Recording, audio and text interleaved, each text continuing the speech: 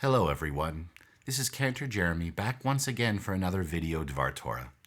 At the time I'm recording this message, it is the 28th day of the Omer. For most of us, we are now in our 9th week of social isolation, and my beard length has reached 5 Justin Trudeaus, which I believe is the standard unit of beard measurement. It's about halfway to my goal because, as we all know, 10 Justin Trudeaus equals 1 castaway Tom Hanks, the modern must-have look of the COVID-19 era. Even though we really can't yet see any light at the end of this very frightening and strange tunnel, there are some small victories that we've been noticing lately that have certainly lifted our spirits just a little. We know that our social isolation is working. The curve is flattening. And at long last, the weather is getting warmer and people are able to take some badly needed walks in the sunshine. One isolation activity that I have become involved with, and something I strongly encourage us all to do this spring and summer seasons, is gardening. Whether you have a big backyard that is just begging for a crop of vegetables, or even if you just have a small space on a windowsill for a few potted flowers, gardening can be a relaxing and rewarding activity that brings beauty and fresh air into any space. For me, my little gardening project has been a welcome, meditative distraction from the worries of the world, and I'm looking forward to the fresh vegetables that could help me minimize the number of trips that I make to the grocery store. Another small victory that we're all beginning to notice is how we're all starting to acclimatize to this new normal, and even learn to make the most out of it.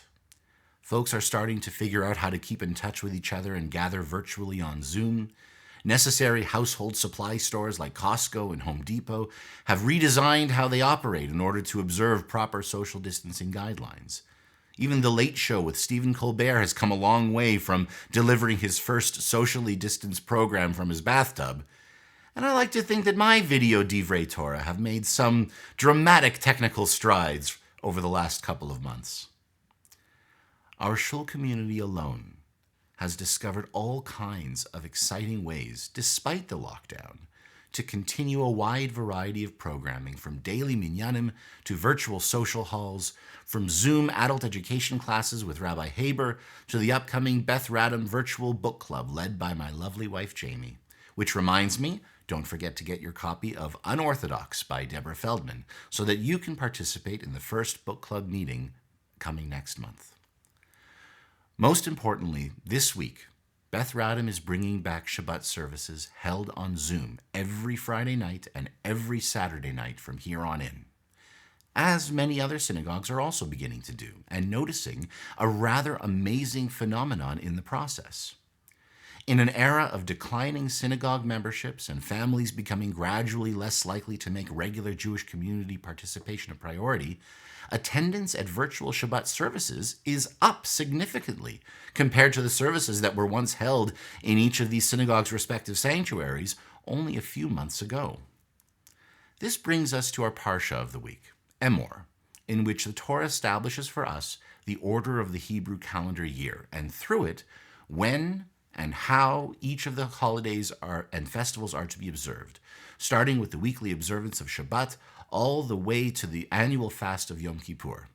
It is the how, the when, and the why for all of the times during the year that we as Jews gather together to celebrate our heritage. More than anything else in Jewish tradition, this is the foundational construct of what we call today the Jewish community. Our common heritage that unites our families into a larger group that worships together, that studies together, that celebrates together in the good times, and grieves together in the challenging times. It is that foundational construct that in recent decades we have feared has been dwindling as we see young families less and less likely to participate in synagogue life, let alone make it enough of a priority to pay synagogue membership fees that help ensure that religious services and other community programs can continue for future generations. Even though we are still 5 months away, I have no doubt that figuring out what to do for this year's high holidays has been a sobering discussion point for every synagogue board on earth. How do we run services if social distancing rules are still in place? What will attendance be like? Can a shul stay open without the critical revenue that comes from high holiday ticket sales? Will there even be a high holidays at all this year? Our shul, like so many others, is working hard to find the answers to these important questions. But the truth is that with the changing reality of the ongoing pandemic, we can't be certain yet. But as bleak as it sounds, these difficult times have revealed a small but beautiful victory for synagogues too. While synagogue buildings may be empty, synagogue communities around the world, including our own, are unquestionably growing stronger. Virtual synagogue programs have redefined the geography of our communities in that there is no longer any geography. Our Shiva Minyan often saw more than 50 people in regular attendance from all over the world. Many more congregants than ever before have been zooming into Rabbi Haber's online classes. And this Friday, I've been honored by a congregation in Israel to lead them virtually in their Kabbalat Shabbat services from my home in Toronto, something that in any other period in history would have been both technologically and halachically impossible. It is such a moving thought that makes me excited in a way that I've never been. To see what Beth Radham virtual services will be like and demonstrate once more the very same strength and resilience that Jewish people have embodied in every generation for thousands of years. My final thought is this. Many of us are struggling with severe illness during these desperate times. More of us are struggling financially, and certainly all of us, to some degree, are struggling both psychologically and spiritually. I don't know how many synagogues around the world may need to shutter their doors forever as a result of this pandemic. And I don't know how this high holiday season may turn out.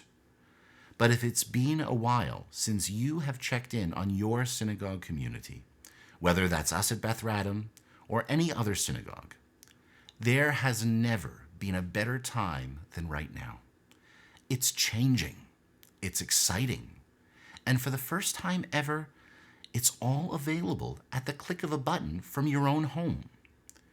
Judaism is taking its next evolutionary step as we redefine what it means to be a community, adding, it would seem, a new chapter to Parshat Emor. Shabbat Shalom.